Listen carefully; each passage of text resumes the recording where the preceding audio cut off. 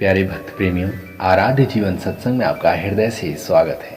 सद्गुरुदेव ने आत्मज्ञान की खोज करने वालों के लिए बहुत सुंदर साखियां कही हैं। उन्होंने कहा है, आधी साखी सिर खड़ी जो निर्वारी जाए, क्या पंडित की पोथियां जो रात दिवस मिली गाय, कबीरा हरी हरी ओ मनवा हरी हरी। इसका अर्थ है, यदि विचार एवं निर्णय करके आचरण में लाई जाए तो बोधप्रद आधी साखी भी पूर्ण कल्याणकारी हो सकती है। निर्णय रहित पंडित की बड़ी बड़ी पोथियों को रात दिन गाने से क्या लाभ है? इसमें स्वरूप का कोई बोध ही नहीं है।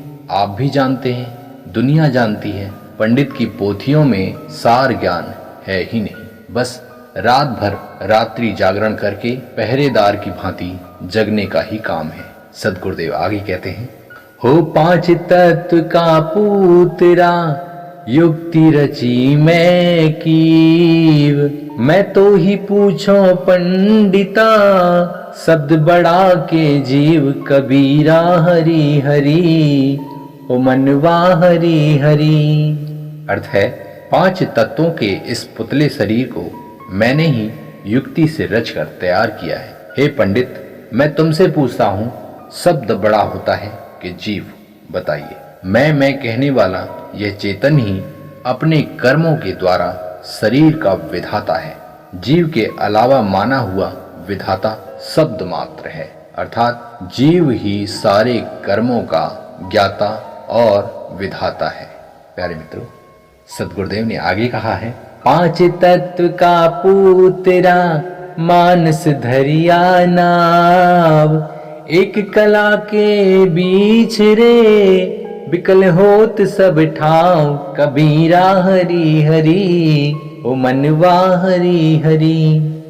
अर्थ है, पांच तत्व के पुतले इस शरीर को धारण करने से जीव का नाम मनुष्य रखा गया है, परंतु एक सद्बुद्धि के बिना यह सब जगह पीड़ित रहता है। अर्थात दुनिया में बिना विवेक बुद्धि के मनुष्य की कोई कीमत नहीं है। सद्गुरुदेव आगे कहते हैं, रंग ही ते रंग उपजे सब रंग देखा एक, कौन रंग है जीव का ताका करहूं विवेक, कबीरा हरी हरी हो मनवा हरी हरी। अर्थ है, रंगों से ही अन्य रंगों की उत्पत्ति होती है। अंत में देखा गया तो सब रंग जड़ हैं, अर्थात रंगों में कोई चेतना नहीं है। जीव का रंग कौन सा है, इसका विवेक करके बताओ। प्यारे मित्रों, सद्गुरुदेव आगे कहते हैं, हो जागृत रूपी जीव है शब्द सुहागा सेत, जर्द बुंद जल कूक ही कहीं कबीर कोई देख, कबीरा हरी हरी ओ मनवा हरी हरी। अर्थ है, जीव ज्ञान का रंग है, परंतु भ्रांति एवं विषय वासनापूर्ण शब्द रूपी सुहागा को पाकर यह स्वर्णमय चैतन्य जीव अपने पद से पिघलकर जड़ बुद्धि हो गया है। इसलिए यह कर्म वासनावश पिता के वीर एवं माता के रज में मिलकर जल बुदबुदा रूप शरीर को धारण करता है। सद्गुरु कबीर कहते हैं, इस बात को कोई बिरला ही समझ पाता है। आगे सद्गुरुदेव बड़े प्रभावी तरीके से कहते हैं, हो पांच तत्व के भीतरे गुप्त वस्तु स्थान, बिरला मर्म कोई पाई है गुरु के शब्द प्रमाण, कबीरा हरी हरी ओ मनवा हरी हरी। अर्थ है, पांच तत्वों से बने इस भीतर के स्थान में एक अदृश्य ज्ञान स्वरूप चेतन जीव निवास करता है, परंतु सद्गुरुदेव के निर्णय वचनों के प्रमाणों से कोई विरला ही इस भेद को ठीक तरीके से जान पाता है। प्यारे मित्रों, सद्गुरुदेव एक और प्रभावी साखी में कहते हैं, हो हृदय भीतर आरसी मुख देखा नहीं जाए, मुख तो तब ही देखी हो जब दिल की दुविधा जाए, कबीरा हरी हरी हो मनवा हरी हरी। अर्थ है, हर मनुष्य के हृदय में विवेक का दर्पण है, परंतु वह उसमें अपना वास्तविक चेहरा नहीं देख पाता। वह अपने आपा को उसमें तभी देखेगा जब उसके मन का दो तरफा मिट जाएगा, अर्थात या तो वह अपने आप को परमात्मा से अलग मानना बंद कर दे और या फिर बाहरी परमात्मा को खोजना बंद कर दे। प्यारे मित्रों, सद्गुरुदेव ने आगे कहा है, हो गाँव ऊंचे पहाड़ पर ओ मोटा की बाह, कबीर अस ठाकुर से ये उबरी जा की छां, कबीरा हरी हरी ओ मनवा हरी हरी। मित्रों, इस साखी में सद्गुरुदेव कहते हैं, जीव की स्थिति उच्च चेतन शिखर पर है। हे मनुष्य, तुम उन श्रेष्ठ संत एवं सद्गुरु का सहारा लो और उनकी सेवा करो जिनकी शरण से तुम्हारा संसार सागर से उद्धार हो जाए। और इस प्रकार सद्गुरुदेव ने आगे कहा है, बूंद जो परा समुद्र में सो जानत सब कोय, समुद्र समाना बूंद में सो जाने बिरला होय, कबीरा हरि हरि ओ मनवा हरि हरि। सद्गुरुदेव कहते हैं, बारिश में जो जल की बूंदें समुद्र में पड़ती हैं उन्हें सब जानते हैं, परंतु सूर्य की गर्मी और वायु के संपर्क में समुद्र का जल वाष्प रूप में उड़कर और बादल बनकर बूंद में समाया है, इसे कोई बिरला ही जानता है।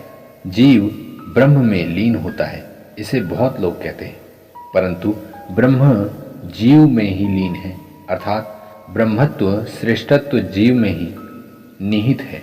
इस तथ्य को कोई बिरला ही जानता है। सद्गुरुदेव आगे कहते हैं, हो धोंकी डाही लाकड़ी, धोंकी डाही लाकड़ी, वो भी खरे पुकार, अब जो जाए लोहार घर, डाहे दूजी बार, कबीरा हरि हरि हो मनवा हरि हरि।